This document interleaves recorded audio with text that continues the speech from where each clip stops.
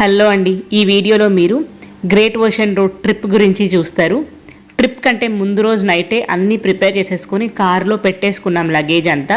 Road trip కాబట్టి mat, tent, cool drinks ఇట్లాంటివన్నీ హ్యాండీగా పెట్టుకున్నాం. ఎక్కడికి పోయినా జాకెట్లు తప్పదు. స్టార్ట్ అవుదాం పదండి. You don't want to disturb him. మేము మార్నింగ్ 6:30కి అలా స్టార్ట్ అయ్యాము మెల్బర్న్ నుంచి. అందుకే శ్రిత అలా ఉంది.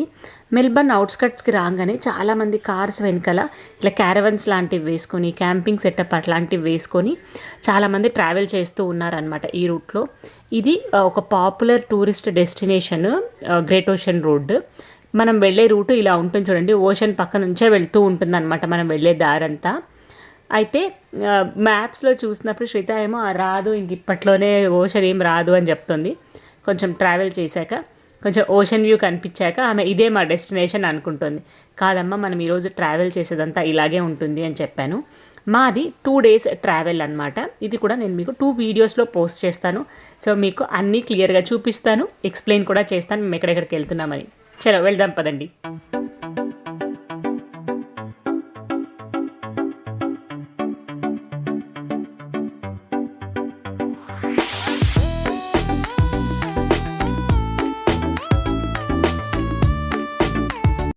ఇది మన ఫస్ట్ స్టాప్ టార్కే.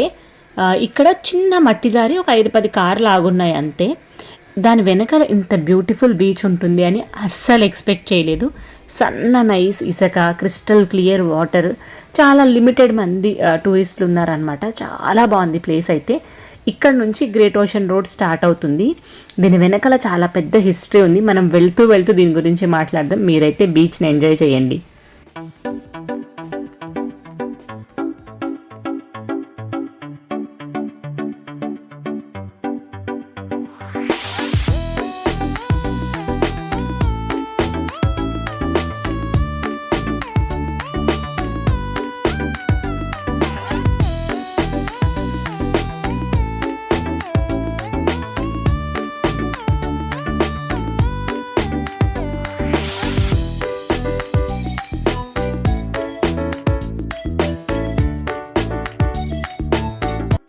ఇక్కడ ఒక చిన్న ఆర్చ్ క్రాస్ చేసి లోపలికి ఎంటర్ అయ్యాం కదా, అక్కడి నుంచి గ్రేట్ ఓషన్ రోడ్ స్టార్ట్ అయ్యింది.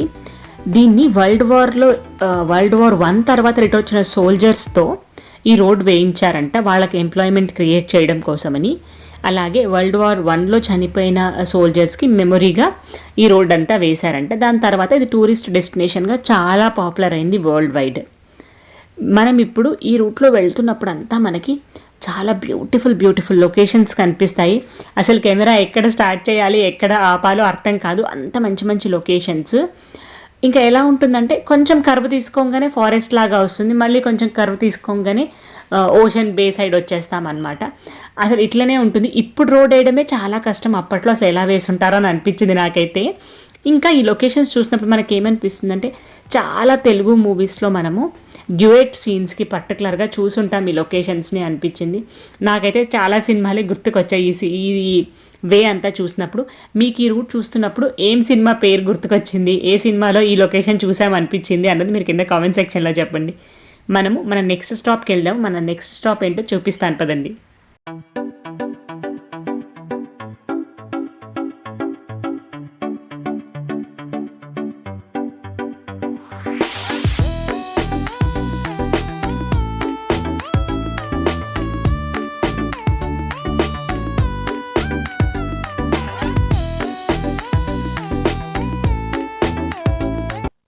ఓషన్ రోడ్ ట్రిప్ లో చాలా తక్కువ మంది చూపించిన లైవ్ వైర్ పార్క్ వచ్చామన్నమాట మేము. ఇక్కడ జిప్ లైన్ కోస్టర్ అని ఒకటి ఉంది. నేను అది ట్రై చేద్దాం అనుకుంటున్నాను. తీసుకోవడం అయితే తీసుకున్నాను కానీ చాలా నర్వస్ గా అనిపిస్తుంది. చేయాలి అంటే ఇంట్రెస్ట్ కూడా ఉంది. సరే ఏదైనా కానీ ధైర్యం చేసి ట్రై చేద్దామని ఫిక్స్ అయ్యాను. కొన్ని వీడియో క్లిప్స్ యాడ్ చేస్తాను అయిపోయిన తర్వాత ఎట్లా ఉంది అనేది. మళ్ళీ అయిపోయిన తర్వాత ఎట్లుందో కూడా చెప్తాను, ఓకేనా.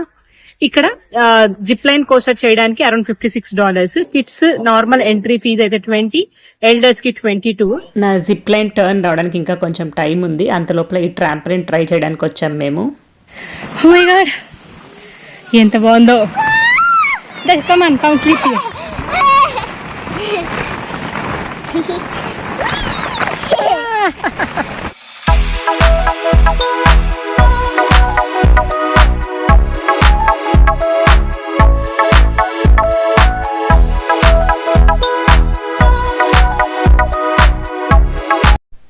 ట్రాంపలిన్తో పాటు ఇక్కడ కిడ్స్ కూడా చిన్న చిన్న ట్రీ క్లైంబింగ్ యాక్టివిటీస్, అలాగే పెద్దవాళ్ళకి rope walk, tree climbing, zip line ఇలాంటి చాలా యాక్టివిటీస్ ఉన్నాయి. చాలామంది లార్నేలో స్టే చేసి 4 hours 3 hours అట్లా ఇక్కడ యాక్టివిటీస్ కోసం వస్తారనమాట. మేము ట్రావెల్ చేస్తున్నాం కాబట్టి నాకు ఇది ఒక్కటే కుదిరింది చేయటానికి.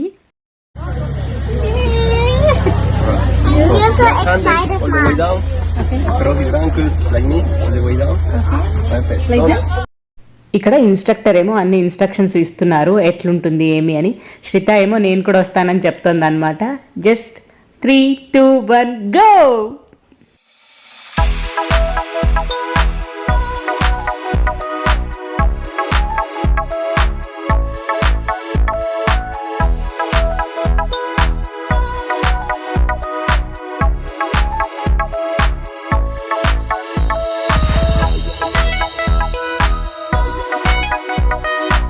ఈ జిప్ లైన్ అయితే కొత్త ఎక్స్పీరియన్స్, మంచి ఎక్స్పీరియన్స్ కూడా.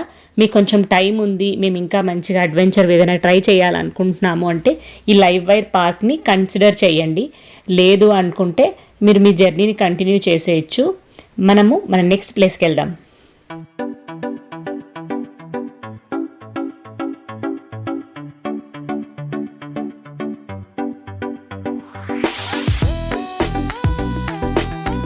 ఇది మా second stop.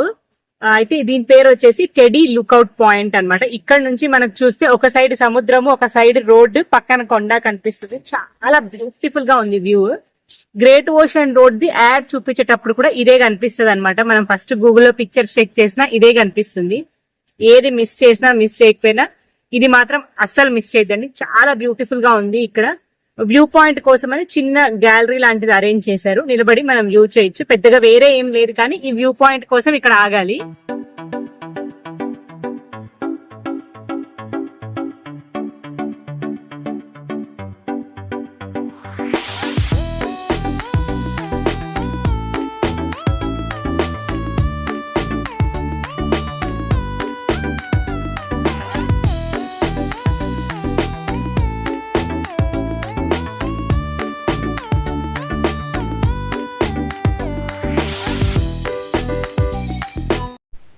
Teddy lookout point తర్వాత డీప్ ఫారెస్ట్లో ట్రావెల్ చేసుకొని మనము ఒక వాటర్ ఫాల్ చూడడానికి వచ్చాము.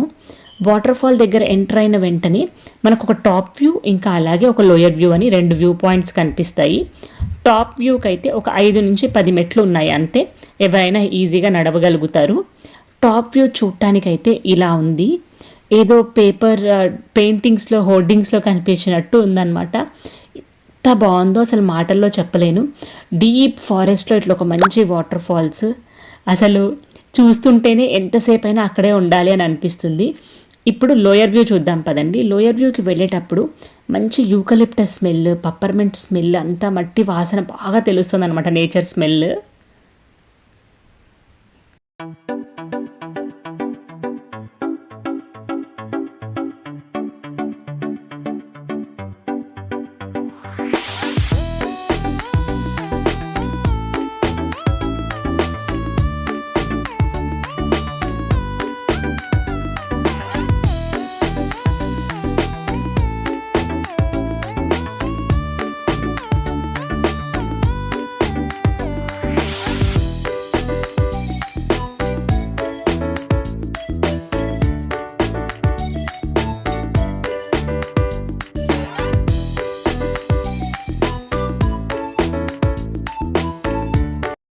ఎట్లా రిషిత? చలి పెడుతుందా?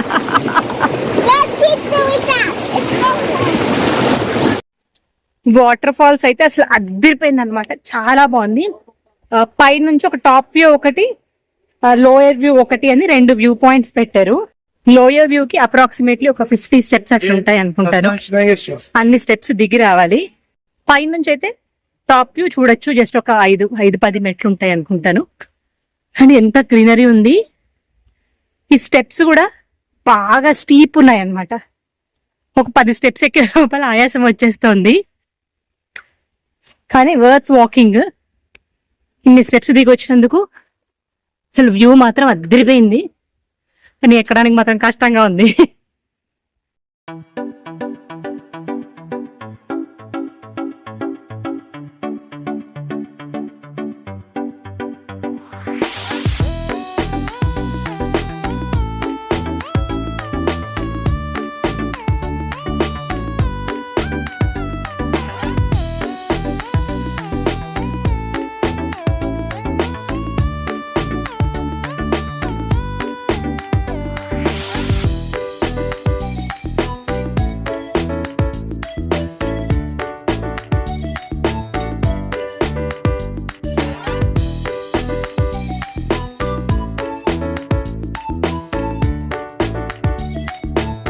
వాటర్ ఫాల్స్ తర్వాత మన నెక్స్ట్ స్టాప్ వచ్చేసి అపోలో బే.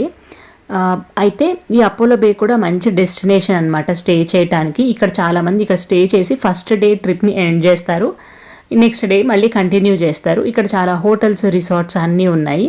కానీ ఎక్కువ మంది ఇక్కడ క్యాంపింగ్ చేయడానికి ఇష్టపడతారు. క్యాంపింగ్ స్పాట్స్ ఉంటాయి, అక్కడ వాళ్ళ కారు, వ్యాన్ ఏది ఉంటే దాన్ని స్టాప్ చేసుకొని నైట్ క్యాంప్ చేసి మళ్ళీ నెక్స్ట్ రోజు జర్నీని కంటిన్యూ చేస్తారనమాట. మనము టెడ్డీస్ లుక్అవుట్ పాయింట్ నుంచి చూసినప్పుడు కొండ పక్క నుంచి ఒక రూట్ వెళ్తుంది కదా, ఇదే ఆ రూట్. మనకి ఇక్కడ నుంచి ఆ టెడ్డీస్ లుక్అవుట్ పాయింట్ మౌంటైన్ కనిపిస్తుంది. సో కొండల మధ్యలో నుంచి దారి కాబట్టి చాలా కర్వీగా ఉంటుంది. సో కొంచెం కేర్ఫుల్గా ట్రావెల్ చేయాలి. ఇక్కడ మీరు ఏ చిన్న ఊర్లో ఆగినా, ఏ పెద్ద ఊర్లో ఆగినా మంచిగా బీచెస్ ఉంటాయి, చిన్న చిన్న అకామిడేషన్స్ అవైలబుల్ ఉంటాయి. మేమైతే మా ఫుడ్ మేము తెచ్చుకున్నామన్నమాట. దారంతా ఎక్కడ మేము ఆగి బయట ఏం తినలేదు. So it's up to you, మీరు ఎలా ప్లాన్ చేసుకుంటారు అనేది. హోటల్స్ అయితే చిన్న చిన్నవి కనిపించాయి దారిలో. లార్ని తర్వాత ఈ అపోలో బే ఇట్లాంటి చోట అయితే పెద్ద పెద్ద హోటల్స్ కూడా ఉన్నాయి. మేము ఇక్కడ కాఫీ తాగేసి మా జర్నీని కంటిన్యూ చేసామన్నమాట. మాకు ఇక్కడ అకామిడేషన్ దొరకలేదు. మేము పోర్ట్ క్యాంబెల్కి వెళ్ళాము. పోర్ట్ క్యాంబెల్ ఎలా ఉంది, నెక్స్ట్ డే 2లో ఏమేమి చూసాము అనేది నెక్స్ట్ వీడియోలో చెప్తాను. మిస్ కాకూడదు అంటే సబ్స్క్రైబ్ చేసుకొని బెల్ బటన్ని ప్రెస్ చేసి ఆల్ అని సెలెక్ట్ చేయండి. ఇంకొక వీడియోలో మళ్ళీ కలుద్దాం. బాయ్.